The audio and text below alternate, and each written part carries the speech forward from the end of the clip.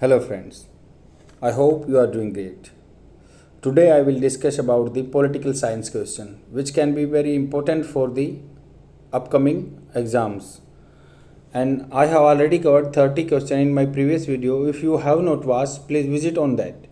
And I have created a list regarding history questions also. There are 10 video and please watch all of that if you want to learn about the history. And let's get started beginning with the 31st question. The 31st question is which of the following is the elements of the basic structure of the constitution?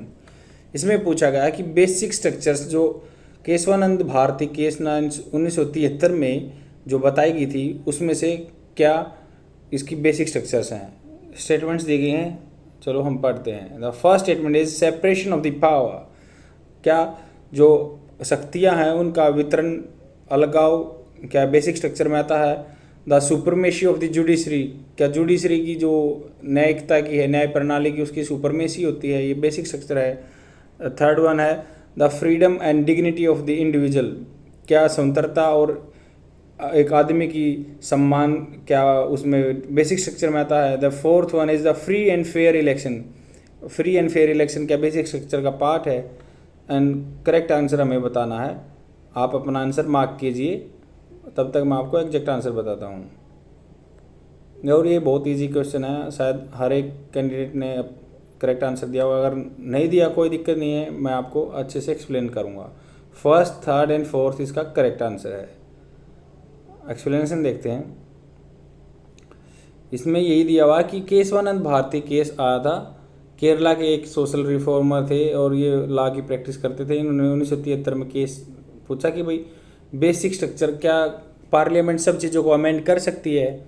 तो इसी case के दौरान supreme court ने order दिया कि हाँ, parliament के पास सब कुछ अमेंड करने का, फंडामेंटल राइट्स करने का भी आर्टिकल 368 के अंदर कॉन्स्टिट्यूशन में अमेंडमेंट सब कुछ अमेंड कर सकती है पार्लियामेंट, और अमेंडमेंट के प्रोसीजर में भी कर सकती है। जैसे अगर आर्टिकल 368 में भी कर सकती है कि कैसे अमेंड किया जाए, उसके लिए क्या होना चाहिए, स्पेशल मेजोरिटी होनी चाहिए और क्या क्या होना चाहिए। तो उसके लिए 1973 में केस आया था और उसके बाद कोर्ट में डिसीजन लिया कि बेसिक स्ट्रक्चर को, हालांकि कोर्ट ने अभी तक फुल्ली डिफाइन नहीं किया है, बट कुछ डिसीजन में जो केस हैं कि इसके सामने आया कि भाई जो जुडिशरी की है, जुडिशरी की पावर है वो क्या है उसकी, और या एग्जीक्यूटिव की है, लेजिस्लेटिव की है, सबकी पावर क्या है अलग अलग होनी चाहिए। और सुपरमेसी जुडिशरी नहीं है यहाँ पे, कॉन्स्टिट्यूशन सुपरमेसी है, मतलब जो संप्रभुता सबसे बड़ा कॉन्स्टिट्यूशन है, संविधान है, ना कि न्याय प्रणाली हमारी सबसे है। तो इसलिए वो आंसर जिसमें जुडिशरी दिया हुआ है ऑप्शन वो गलत है। और इसमें क्या है, सेपरेशन ऑफ पावर है। हाँ, पावर सबकी सेपरेट हो है, एग्जीक्यूटिव की अलग, जुडिशरी की अलग, लेजिस्लेटिव की अलग, सबकी अलग अलग होनी चाहिए, तभी क्योंकि चेक एंड बैलेंस वाली चीज़ें रहेंगी। अगर मान लो अब हमारे पॉलिटिशियन ज़्यादा ओवर रीच करके कोई रूल रेगुलेशन बना रहे हैं तो जुडिशरी उसको कंट्रोल करेगी, जुडिशियल रिव्यू होगा, अवलोकन होगा, देखा जाएगा कि ये रूल ठीक है या गलत है। क्योंकि आजकल स्टेट गवर्नमेंट्स या सेंट्रल गवर्नमेंट कुछ अपने आप रूल बना देते हैं, जैसे भी कोई भी है किसी चीज़ को मनी बिल के बारे में रिप्रेजेंट करते हैं तो उसका अवलोकन होगा, जुडिशियल रिव्यू होगा। या फिर कोई अपने स्टेट के लिए उसके लिए रिजर्वेशन करता है किसी कास्ट के लिए तो उसको भी जुडिशियल रिव्यू में डाला जाता है, तभी कैंसिल। जैसे हरियाणा में ऐसा हुआ था कि जाट को आरक्षण दे दिया गया था ओबीसी के अंडर, पर वो कोर्ट में गया, सुप्रीम कोर्ट ने डिसीजन लिया कि हाँ ये इलीगल है, जाट वहाँ पे मेन उसमें आते हैं कास्ट में, और वहाँ पे जुडिशियल रिव्यू हुआ और उसको कैंसिल कर दिया गया। तो इसलिए सेपरेशन ऑफ पावर होना जरूरी है, and free and fair election भी होना जरूरी है, क्योंकि इलेक्शन फेयर होंगे तो तभी बेसिक स्ट्रक्चर हमारी जुडिशरी या लेजिस्लेटिव सब चीज़ें अच्छे से काम करेंगी, लेजिस्लेटिव और एग्जीक्यूटिव। और freedom and dignity of the individual, ये भी बेसिक स्ट्रक्चर का पार्ट है कि आर्टिकल 21 में बोला गया है कि भाई डिग्निटी होनी चाहिए आदमी की लाइफ की, ऐसे नहीं है कि लाइफ जी रहा बस, वो डिग्निटी के साथ भी लाइफ जीनी, और बेसिक स्ट्रक्चर का पार्ट है। नेक्स्ट क्वेश्चन देखते हैं, और ये सारा मैंने हिंदी और इंग्लिश में दोनों में प्रोवाइड किया हुआ है, जो आपकी इच्छा हो, जिस लैंग्वेज से आप मीडियम से पेपर देना चाहते हैं वो आप यहाँ से देख सकते हैं अपना। 32nd क्वेश्चन है, with reference to the legislative power of the centre and state consider the following statement. मतलब जो रूल बनाने के लिए लेजिस्लेटिव पावर, जो रूल बनाने वाली पावर है, सेंटर और स्टेट के बारे में स्टेटमेंट दिए हुए हैं, उसमें से करेक्ट आंसर बताना है। फर्स्ट है the parliament alone can make extra territorial legislation. Territory क्या होती है, जैसे वही हमारा एरिया है, दायरा है।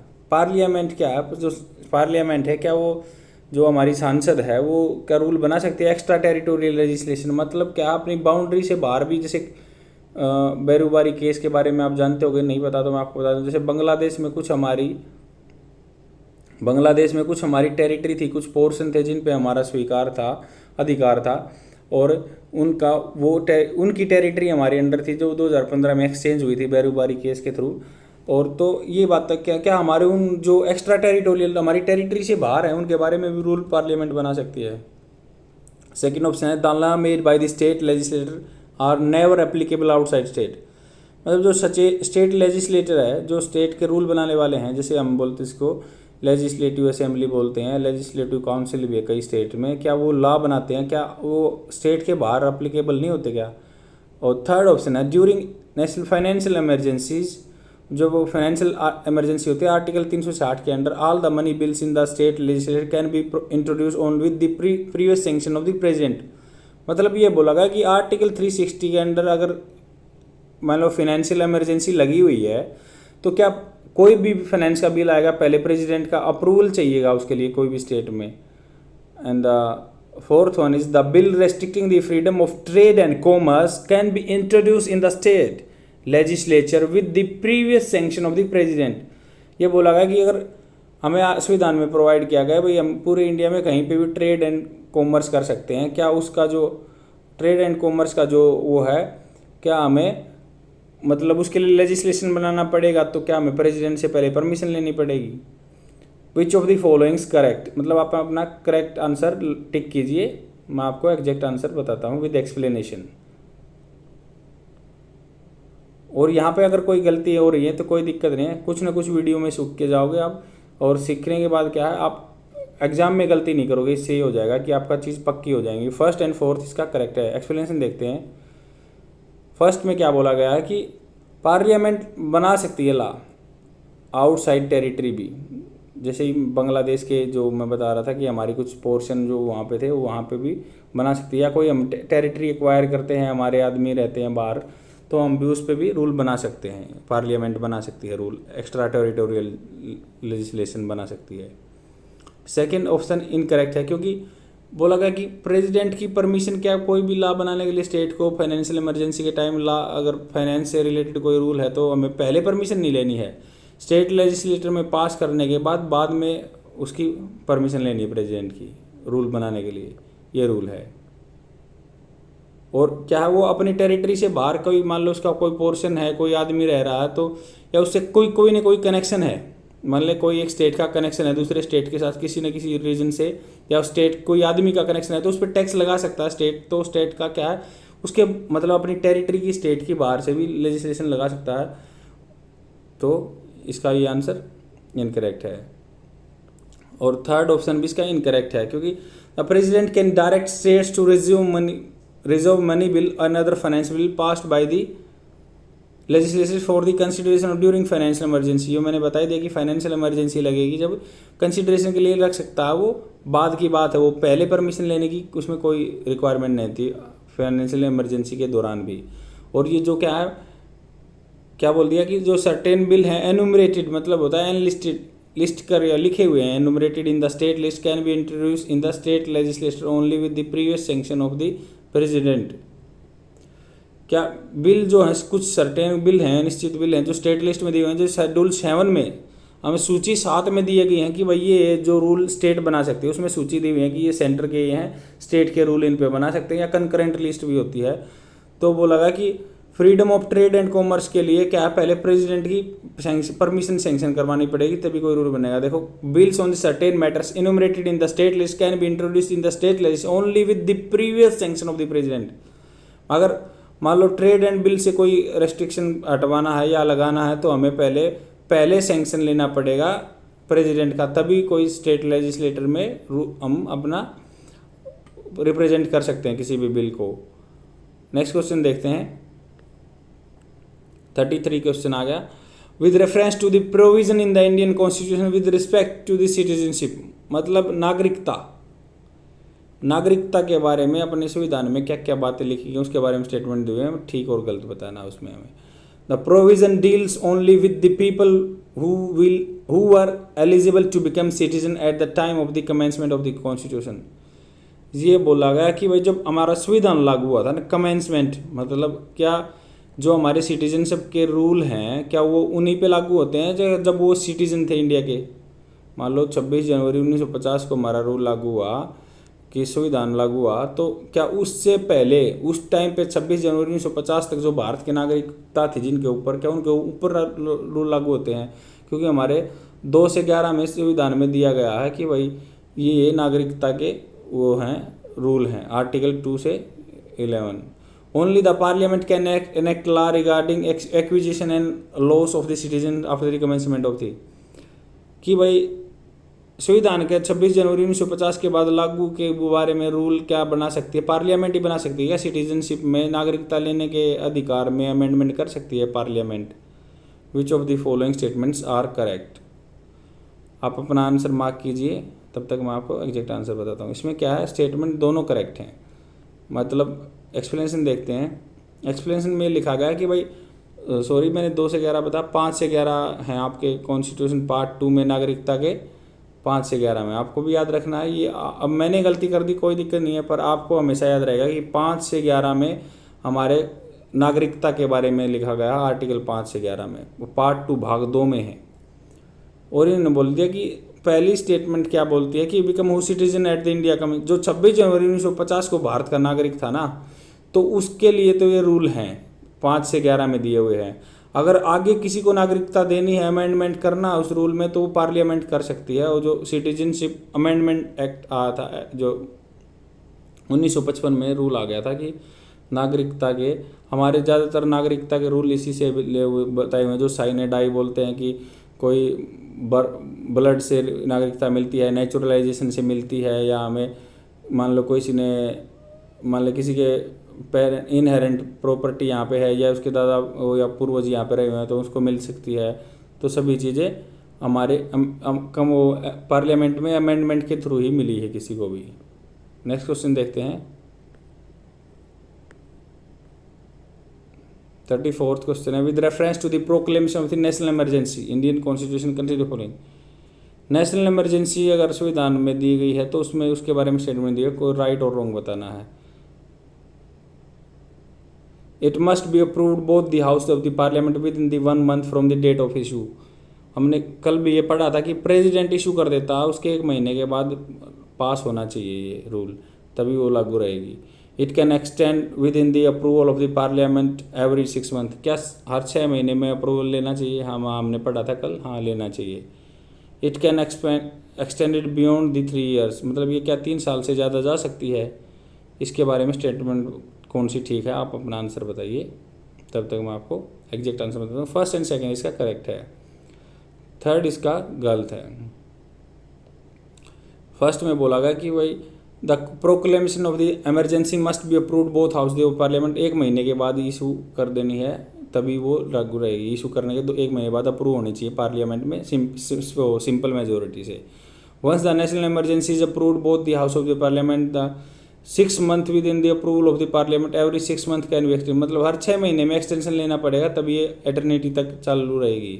इसमें क्या बोल दिया कि इनडेफिनेटली, मतलब एटर्निटी मतलब बिना कोई रूल के लागू रहेगी जब तक 3 साल का किस में, बस प्रेजेंट रूल में है कि नेशनल इमरजेंसी, देखो 352 नेशनल इमरजेंसी बोलते हैं हम इसको।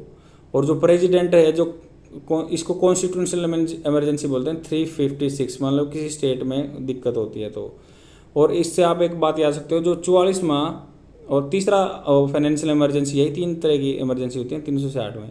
इसमें 44वां कॉन्स्टिट्यूशन अमेंडमेंट 42वां कॉन्स्टिट्यूशन अमेंडमेंट 1975 में हुआ था जब इंदिरा गांधी थी, और इमरजेंसी बहुत लगती थी उस टाइम पे इंडिया में, तो उन्होंने उसकी काट करने के लिए 44वां कॉन्स्टिट्यूशन अमेंडमेंट लेके आए थे बीपीसी की गवर्नमेंट। तो उसमें बता दिया गया था कि भाई जो इमरजेंसी है, जैसे जो प्रेसिडेंट रूल बोलते हैं, ये हमेशा लगाया जाता था। तो इसमें अमेंडमेंट ला दिया था कि 3 साल से ज़्यादा तो रह ही नहीं सकता, पर हर 6 महीने में अप्रूवल भी लेना पड़ेगा।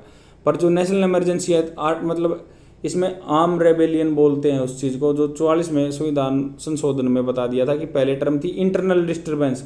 अगर पूरे देश में इंटरनल डिस्टर्बेंस चल रहा है तो इमरजेंसी लग जाती थी आर्टिकल 352 के अंडर। पर इसमें क्या हुआ, उस टर्म को बदल के इंटरनल डिस्टर्बेंस को आर्म रेबेलियन से बदल दिया था, तब ये इमरजेंसी लगेगी। ये 44वें संविधान संशोधन में हुआ था। नेक्स्ट क्वेश्चन देखते हैं 35th question, the concept of the equality before law and the Indian constitution connotes होता है, मतलब क्या इससे हमें व्याख्या मिलती है, क्या बताता है, निर्देश क्या मिलता है। The absence of any special privilege in favour of any person, मतलब बोल दिया कि absence of the any special privilege in favour of any person, मतलब किसी भी आदमी को स्पेशल प्रिविलेज नहीं होता इसमें। इक्वालिटी बिफोर लॉ बोला गया है, equality before law. Second option है equality of treatment under equal circumstances, मतलब क्या इक्वालिटी के लिए इक्वल सर्कमस्टांसेस होते हैं तभी ये लागू होगा equality of law. No person is above the law, हमें स्टेटमेंट करेक्ट बनना नहीं है, आप अपना आंसर मार्क कीजिए कौन सा है, मैं आपको एग्जैक्ट आंसर बताता हूँ तब तक। फर्स्ट एंड थर्ड इसका करेक्ट आंसर है। एक्सप्लेनेशन देखते हैं।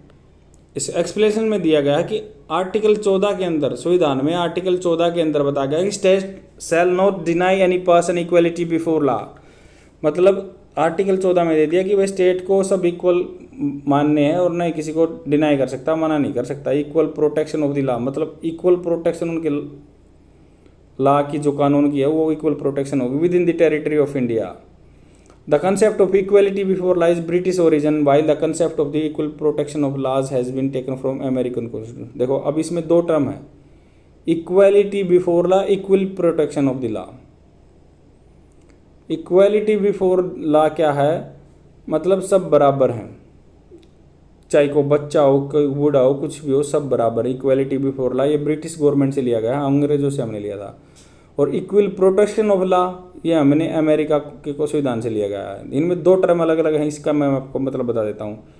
चाहे कैसे भी सर्कमस्टांसेस हो, ये नेगेटिव कोनोटेशन लगा लो कि नकारात्मक थोड़ी सोच है कि कोई गरीब है, कोई अमीर है, कोई अपाहिज है, अपंग है, कोई नॉर्मल है, तो सब बराबर है। इक्वलिटी बिफोर लॉ ब्रिटिश में ये बात थी। अमेरिका से हमने अमेंडमेंट करके ले लिया इक्वल प्रोटेक्शन ऑफ लॉ, मतलब भाई सबको इक्वल प्लेटफॉर्म पे जाके इक्वल फैसिलिटी मिलेगी। मतलब कोई इक्वल प्लेटफॉर्म पे नहीं है, जैसे भाई कोई अपाहिज है तो उसको उसी के हिसाब से प्रिविलेज देना चाहिए, इक्वल प्रोटेक्शन ऑफ लॉ बोलते हैं उसको। इसलिए इसमें क्या स्टेटमेंट 1 करेक्ट है कि बोल दिया कि इसमें बता गया कि स्पेशल प्रिविलेज किसी को पर्सन को अब्सेंस है, मतलब मिलेगा नहीं। इक्वलिटी बिफोर लॉ में मतलब सब बराबर है, इसमें कोई किसी को प्रिविलेज नहीं है। वो प्रिविलेज है equality, equal protection of the law. और स्टेटमेंट सेकंड इसमें करेक्ट है कि equality before law concept equal protection of law connotes, मतलब वो जो बात बताएगी कि भाई सबको इक्वल प्लेटफॉर्म पे आके इक्वल मिलेगा, तो वो इक्वल प्रोटेक्शन ऑफ लॉ की बात है। और स्टेटमेंट 3 करेक्ट है, the concept of equality before law connotes that all person are equally subject to ordinary law and person is above the law, मतलब इसने बोल दिया कि भाई कोई ऊपर लॉ के ऊपर नहीं है। इक्वलिटी बिफोर लॉ मतलब इक्वलिटी बिफोर लॉ में कोई लॉ के ऊपर नहीं है। और उसमें क्या बोल दिया इक्वल प्रोटेक्शन ऑफ लॉ में कि भाई जो अपाहिज है या कोई जिसमें सब मतलब एक जैसी फैसिलिटी मिलने के लिए पहले एक जैसे पैरामीटर पे आना पड़ेगा, तब फैसिलिटी मिलेगी। तभी इक्वल प्रोटेक्शन ऑफ लॉ की वजह से हम रिजर्वेशन अपने इंडिया में लागू रखते हैं, क्योंकि जो सोशली एंड इकोनॉमिकली बैकग्राउंड है उनको इक्वल लेवल पे लाना पड़ेगा, तभी उनको इक्वल ट्रीटमेंट दिया जाएगा। नेक्स्ट क्वेश्चन देखते हैं।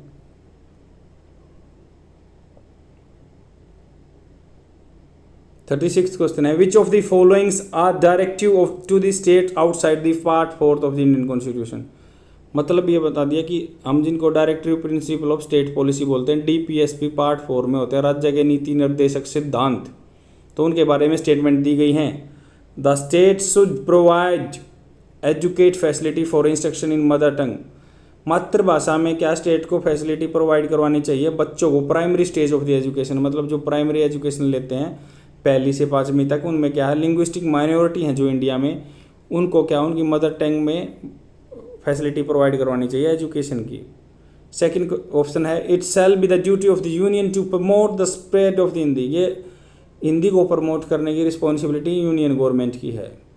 और थर्ड क्या है, the state should provide early childhood career and education for all children until they complete age of the 6।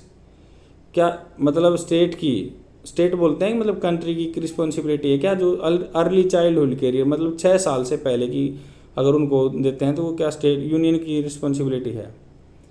और the state should strive promote voluntary formation autonomous function of the democratic profession, मतलब corporative society जो state है क्या वो उनको promote करता है, ये हमारे संविधान में लिखा गया है। इसमें बता दिया कि करेक्ट आंसर बताना है कौन सा, आप अपना आंसर मार्क कीजिए तब तक मैं आपको एग्जैक्ट आंसर बताता हूँ। इसका एग्जैक्ट आंसर है फर्स्ट एंड सेकंड, मतलब 2 स्टेटमेंट ठीक है, पहली दूसरी तीसरी और चौथी इसमें गलत हैं। अपार्ट फ्रॉम दी मतलब बोल दिया कि पार्ट 4 में संविधान के पार्ट 4 में डीपीएसपी है directory principal of state policy, उनके अलावा भी इस संविधान में दिए गए हैं पार्ट 4 के अलावा भी। अब देखते हैं उनमें क्या क्या है कि स्टेटमेंट 1 में बोल दिया कि instruction in the mother tongue, जो मातृभाषा में इंस्ट्रक्शन है जो मदर टंग है प्राइमरी स्कूल एजुकेशन की माइनॉरिटी के लिए, ये हमें 350A ये आर्टिकल है, आपको याद रखना है। आर्टिकल 350A में बताया गया है कि भाई जो लिंग्विस्टिक माइनॉरिटी है मतलब जो कम भाषा में बोली जाती हैं और जिनकी लैंग्वेज जो है कम आदमी बोलते हैं, तो उनको प्रमोट करने के लिए भाई उनकी जो बेसिक एजुकेशन है प्राइमरी एजुकेशन है उनको उनकी लैंग्वेज में मिलनी चाहिए, चाहे वो कोई ट्राइबल है चाहे कोई भी है, ये संविधान में प्रोवाइड किया हुआ है। और दूसरा जो ऑप्शन है इसका करेक्ट है, इसमें बोला गया कि it shall be the duty of the union to promote, Hindi को प्रमोट करने की ये इसकी यूनियन की रिस्पॉन्सिबिलिटी है। उसका भी आर्टिकल है संविधान में, आर्टिकल बोल दिया कि पार्ट 17 में आर्टिकल 351। तो आप ऐसे आ सकते हो आर्टिकल 350 के बारे में ए के बारे में बोल दिया कि लिंग्विस्टिक माइनॉरिटी को उनकी एजुकेशन देनी है, 350 याद रखेंगे 350। और बाइक से भी हम याद कर सकते हैं 350 बाइक आती है कोई भी आजकल 350cc में, तो उससे याद रखेंगे कि वो अपनी लैंग्वेज में हम 350 याद रखेंगे तो ये ध्यान आ जाएगा किसी को भी लिंग्विस्टिक माइनॉरिटी पर्सन को एजुकेशन मिलनी है। और 351 में उससे आगे वाले में याद रखेंगे कि भाई हिंदी को प्रमोट करना है गवर्नमेंट को। और थर्ड ऑप्शन इसका इनकरेक्ट है क्योंकि जो ये संविधान में नहीं दिया गया था, ये अमेंडमेंट ला के बात की है। 2002 में बता दिया था कि 2002 में एक फंडामेंटल राइट जोड़ दिया था कि भाई जो बच्चों की एजुकेशन है 6 से 14 साल की कंपलसरी कर दी थी। और तो उसको क्या है आर्टिकल 21A में 12 से 35 हमारे फंडामेंटल राइट्स हैं, आर्टिकल 21A में इंक्लूड कर दिया था कि जो भी 6 से 14 की एजुकेशन फ्री मिलेगी। इसमें बोल दिया कि required state for early childhood care and education for the all children they complete age 6। मतलब इसमें बोल दिया कि directive principle of state policy क्या क्या है, ये 6 साल तक की डीपीएसपी में डाल दिया, 6 से 14 की इसमें डाल दिया कि फंडामेंटल एजुकेशन मिलनी चाहिए और ये फंडामेंटल राइट बना दिया आर्टिकल 21 के। और आगे से जो 6 से पहले की है उसको डीपीएसपी बना दिया, डायरेक्टिव प्रिंसिपल और राज्य के नीति निर्देशक सिद्धांत की 6 से तक एजुकेशन देनी चाहिए। और इसका फोर्थ ऑप्शन इनकरेक्ट है क्योंकि ये जो भी 97 अमेंडमेंट हुआ था कॉन्स्टिट्यूशन में 2011 में, उसमें बोल दिया गया था कि कोऑपरेटिव सोसाइटी बना सकते हैं। 2011 की ये लगाओ थोड़े दिन पहले की बात है कि 97 अमेंडमेंट आया था कॉन्स्टिट्यूशन अमेंडमेंट एक्ट, उसमें बोल दिया कि जो हमें कोऑपरेटिव सोसाइटी बना सकते हैं, ये संविधान में पहले कभी नहीं लिखा हुआ था। और इसमें आर्टिकल 43B के अंदर ऐड किया, जिसके पास भी ए और बी लगेगा कि वो संविधान में संशोधन होके हुआ है, आप ये याद रखना। नेक्स्ट क्वेश्चन देखते हैं।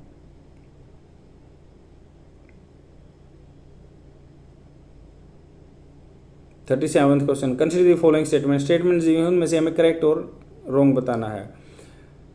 The central government can not be given sovereign guarantee to the loan raise by the private agency. इसमें बोल दिया कि कोई प्राइवेट कंपनी एजेंसी है, अगर वो लोन ले लेती है तो क्या सेंट्रल गवर्नमेंट उसकी गारंटी देती है कि अगर ये पे नहीं करेगा तो हम पे कर देंगे। Second option, the state government PSU can borrow directly from this countries. मतलब कोई PSU है जैसे BHL है, BEL है, HAL है, क्या ये डायरेक्ट विदेशों से लोन ले सकती है बिना परमिशन के यूनियन गवर्नमेंट के। The constitution give power the parliament fix the borrowings limit to the central government. क्या हमारा संविधान हमें परमिट करता है कि भाई यूनियन की लिमिट डिसाइड कर दें, इससे ज़्यादा पैसा वो लोन पे नहीं ले सकती बाहर से। इसमें बता दिया कि कौन सी स्टेटमेंट करेक्ट है। आप अपना आंसर मार्क कीजिए, तब तक मैं आपको एग्जैक्ट आंसर बताता हूँ। इसमें सेकंड एंड थर्ड ठीक है, बाकी इनकरेक्ट है। एक्सप्लेनेशन देखते हैं इसका। सोवरेन गारंटी मतलब भाई संप्रभुता गारंटी कि अगर लोन कोई प्राइवेट कंपनी लेती है ना तो लोन उसका पे यूनियन गवर्नमेंट करेगी, ये है। पर वो शर्त है उसके लिए पब्लिक प्राइवेट पार्टनरशिप में वो कंपनी होनी चाहिए। कोई प्रोजेक्ट पे काम कर रही है, जैसे कंस्ट्रक्शन का काम कर रही है, पीपीपी मॉडल बोलते हैं कि जैसे रोड बना रहे हैं तो उसको लोन चाहिए, तो उसके लिए गारंटी देगी। प्राइवेट ऑर्गेनाइजेशन के लिए भी अपनी सेंट्रल गवर्नमेंट गारंटी देगी इसका। सेकंड ऑप्शन देखते हैं। सेकंड में ये बोल दिया कि जो पीएसयू हैं वो भी लोन ले सकती हैं। वो भी क्या कि उनका बस फाइनेंशियल बैकग्राउंड ठीक होना चाहिए कि भाई पीछे कभी उसने लोन में, ये 2017 में रूल आ गया था कि इसका बैकग्राउंड ठीक होना चाहिए। कोई भी पीएसयू का जैसे एचएएल है, बीईएल है या कोई भी एलआईसी है, तो मतलब इनका क्या है, बैकग्राउंड ठीक होना चाहिए, बाहर से लोन ले सकती हैं और इसमें कोई इसको इशू नहीं है। यूनियन गवर्नमेंट की बिना परमिशन के भी ले सकती हैं। और इसमें थर्ड ऑप्शन में बता दें कि आर्टिकल 292 में लिखा हुआ है कि 292 में कि संविधान में एक रूल बन सकता है पार्लियामेंट में कि भाई हमारी लोन लेने की इतनी लिमिट है, इससे ज़्यादा लिमिट हमें लोन लेने की जरूरत नहीं है, इसमें यही लिखा हुआ है। और कंसोलिडेटेड फंड ऑफ इंडिया जो होता है उसी के अकॉर्डिंग, मतलब इतनी हमारे पास इतना है कि हम अगर मान लो इस हालात में नहीं होंगे पैसा देने के, तो हम कंसोलिडेटेड फंड ऑफ इंडिया से अपना लोन रिपेमेंट कर देंगे। और आर्टिकल 293 में दिया गया कि भाई स्टेट भी अपने फिक्स कर सकता है। यूनियन तो आर्टिकल 292 के थ्रू कर ही सकती है, 293 में भी लिखा गया स्टेट भी अपनी लिमिट फिक्स कर सकता है, हम इतना ही लोन ले सकते हैं। पार्लियामेंट में रूल बन सकता है कि गवर्नमेंट इतना ही लोन ले सकती है। नेक्स्ट क्वेश्चन देखते हैं। और ये मैं धीरे धीरे इसे स्क्रॉल कर रहा हूँ कि जो हिंदी के स्टूडेंट है वो उनको इजी से बीच में अपने पढ़ लेंगे और उनको भी एग्जैक्ट आंसर मिल जाएगा यहाँ से। और क्वेश्चन आंसर पूरे हिंदी और इंग्लिश में दोनों में है। 38 क्वेश्चन है, consider the following statements regarding protection in respect to the conviction of offence for offence. Conviction होता है सजा होना। इसमें बोला गया कि रिगार्डिंग प्रोटेक्शन इन रिस्पेक्ट, मतलब जो मान लो ऑफेंस किया तुमने, कोई जुर्म किया, उसमें सजा है, उसके बारे में स्टेटमेंट दी गई है, कौन सी करेक्ट है इनकरेक्ट है। इसमें बोला x post facto. Post facto होता है बाद में जाके रेट्रोस्पेक्टिव इफेक्ट देना किसी चीज़ को। Applies to the both civil and criminal courts. आप इसमें अपना लॉजिक लगाओ, माइंड लगाओ, क्या सिविल केस तो ये जो होते हैं कि किसी फैमिली डिस्प्यूट है या टैक्स से रिलेटेड है। क्रिमिनल एक्ट होते हैं जिसमें मर्डर हुआ या कुछ हुआ जिसमें 7 साल से ज़्यादा सजा होती है, उनको बोलते हैं क्रिमिनल एक्ट। अब एक्स पोस्ट फैक्टो मतलब पीछे जाके सजा मिल सकती है क्या, मतलब आज ये रूल है, आज इस बेस पे 2 ही साल की सजा है, आज इस बेस पे 100 रुपये का जुर्माना है। अगर आगे कोई 2016 में 17 में रूल आ गया तो बताएं, मतलब आगे जो भी है, मतलब 2025 में 26 में रूल आ गया कि भाई इसके लिए तो 5 साल सजा है और इसके लिए 1000 रुपये जुर्माना है, तो हम पीछे आके क्या 2021 का केस वापस रीओपन करके उस पर ब्याज या जो भी है टैक्स लगा सकते हैं या उसको सजा बढ़ा सकते हैं क्या, इसका ये मतलब एक्स पोस्ट फैक्ट होगा। सेकंड ऑप्शन है a person punished by court can not be find the department of the, मतलब डबल जीओपार्डी बोलते हैं कि भाई एक कोर्ट में एक बार सजा मिलेगी तो उस चीज़ की दोबारा नहीं मिलेगी सजा। मान लो किसी आदमी को एक चीज़ का कोई जुर्म कर दिया, मर्डर कर दिया, तो उसको एक बार सजा मिलेगी, दोबारा सजा नहीं मिलेगी, डबल जीओपार्डी हो जाएगा, नहीं तो 2 बार उसको सजा मिल जाएगी। पर उसमें पूछा गया है कि भाई डिपार्टमेंट में कोई सिविल सर्वेंट है या कोई जॉब करने वाला आदमी है, तो क्या उसका मान लो एक तो जुडिशरी उसको पनिशमेंट देगी, पर क्या उसका डिपार्टमेंट भी उसके ऊपर फाइन लगा सकता है क्या, ये है। और थर्ड ऑप्शन में दिया गया है कि safeguard against self incrimination. Self incrimination होता है कि खुद की गवाही देना, available for both the criminal civil cases. क्या खुद की गवाही मान्य होती है क्या, सेफ गार्ड है क्या। तो इसमें से बोल दिया कि विच ऑफ द फॉलोइंग इनकरेक्ट पूछा। आपको ये ध्यान रखना कि इसमें करेक्ट या इनकरेक्ट पूछा है, तभी मैंने ये हाईलाइट किया कि इसमें इनकरेक्ट पूछा है, तो हमें इनकरेक्ट बताना है इनमें से कौन सा है। आप अपना आंसर मार्क कीजिए। मैंने टोटली एक्सप्लेनेशन दे दिया, तो अब तो आपका एग्जैक्ट आंसर होना चाहिए।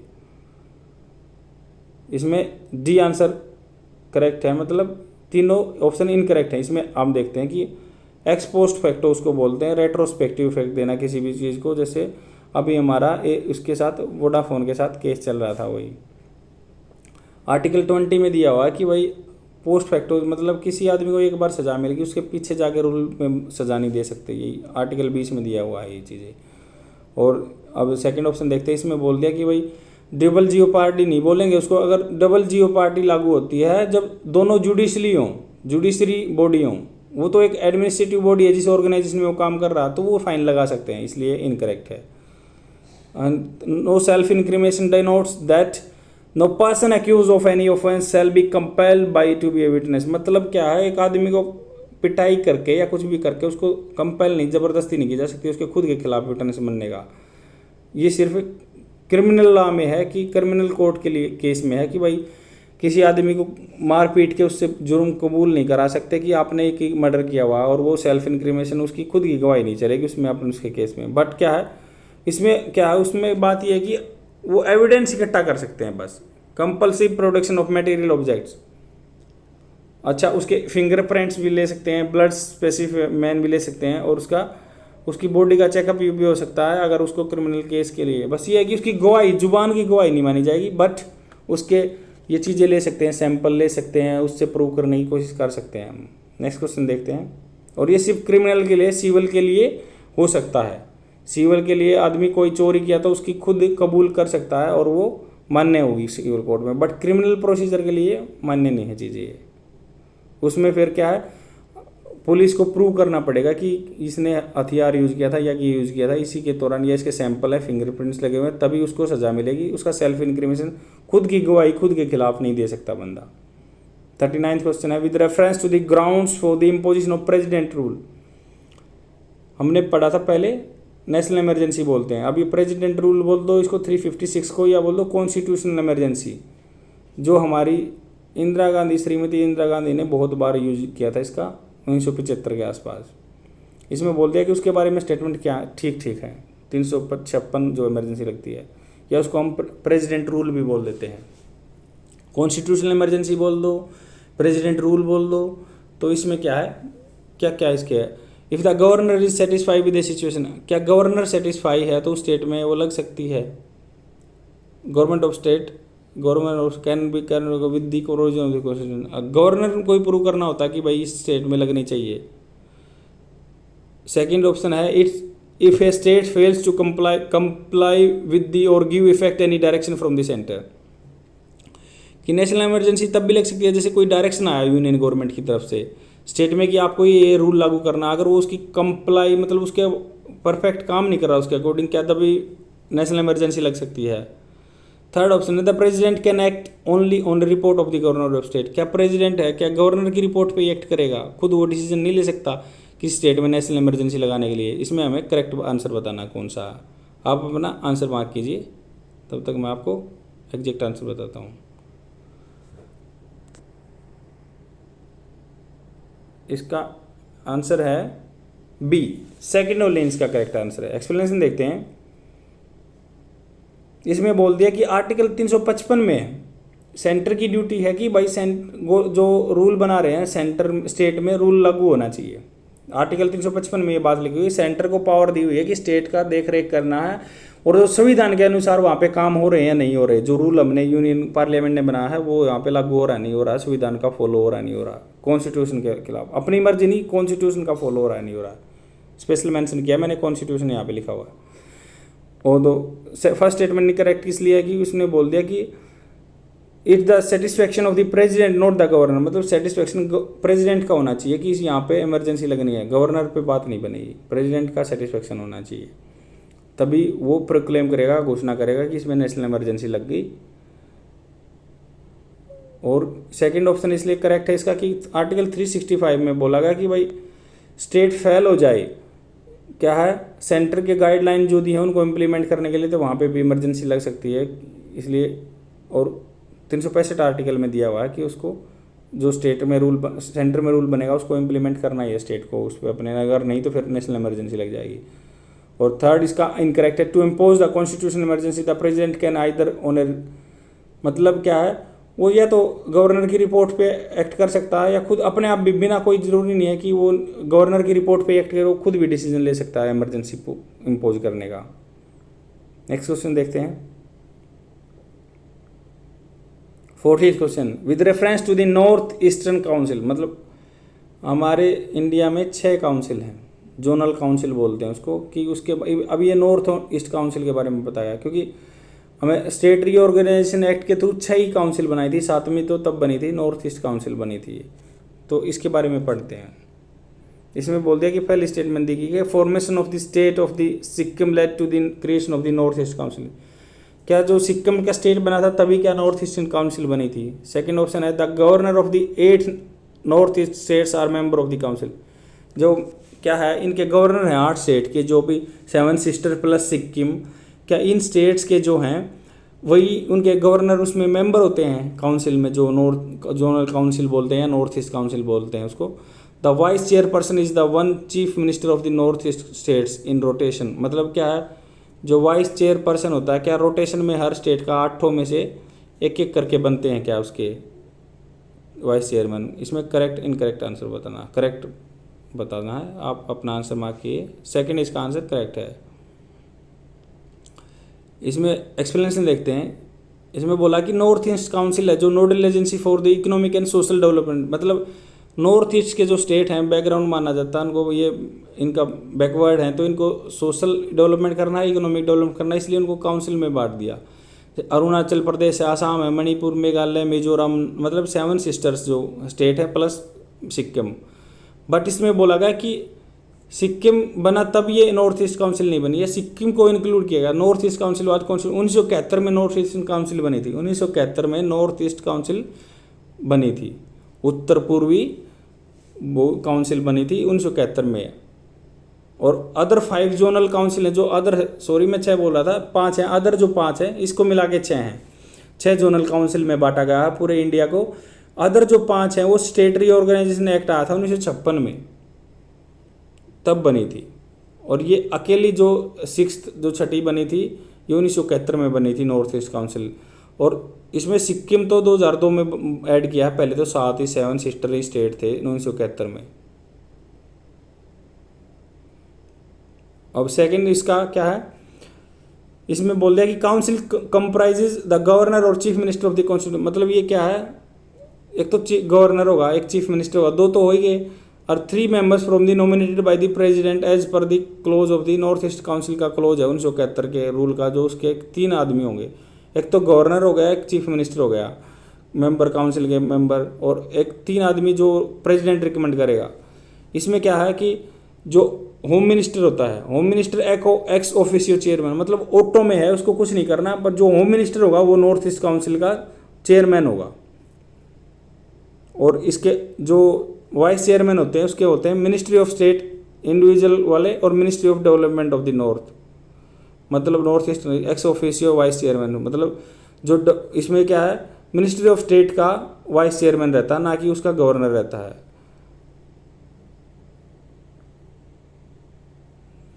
That's enough for today, friends. I will come tomorrow with more questions, and try to watch all the videos, because all videos are interconnected. Then only you will like clear all the things in your mind. Thank you, friends. Bye.